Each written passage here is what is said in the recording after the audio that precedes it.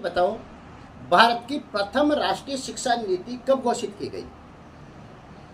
गुरुजी को बताना है भैया, ठीक है? आपको तो बताना नहीं, सिर्फ गुरुजी को बताना। गुरुजी बताइए, भारत की प्रथम राष्ट्रीय शिक्षा नीति कब घोषित की गई? स्कूलें चलाते हैं, संस्था चलाते हैं, तो गुरुजी को तो पता है।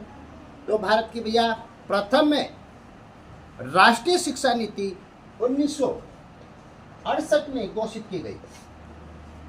कब घोषित की गई? 1968 में। प्रथम में, ध्यान रखना, भारत की प्रथम राष्ट्रीय शिक्षा नीति 1968 में, जो कोठारी आयोग की सिफारिश पर, ध्यान रखना,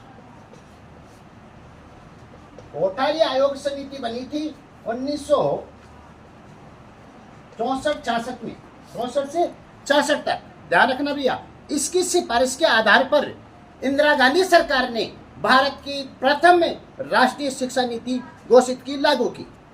इसका उद्देश्य क्या था? 14 वर्ष तक के बच्चों को निःशुल्क और अनिवार्य शिक्षा प्रदान करना, साथ ही त्रिभाषा, 3 भाषाओं में त्रिभाषा सूत्र को अपनाना, मातृभाषा को अपनाना, हिंदी और अंग्रेजी में शिक्षा देना। हिंदी में, ध्यान रखना, जो हिंदी भाषी राज्य थे वहां अंग्रेजी शिक्षा लागू करना, अंग्रेजी में शिक्षा देना, और जो अंग्रेजी भाषी राज्य थी वहां हिंदी में को बढ़ावा देना। ये इसका उद्देश्य था, त्रिभाषा का। साथ ही 10+2+ से, ध्यान रखना, 3 व्यवस्था को इसने लागू किया कोठारी आयोग की सिफारिश के आधार पे। ये मैं बाद में बताऊंगा आपको। इसके अलावा दूसरी राष्ट्रीय शिक्षा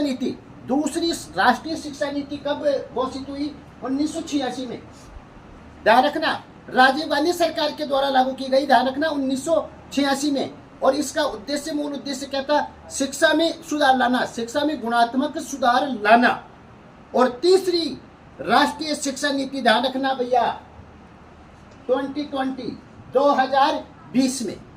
इस प्रकार अब तक भारत में 3 राष्ट्रीय शिक्षा नीतियां लागू हो चुकी है। ओके।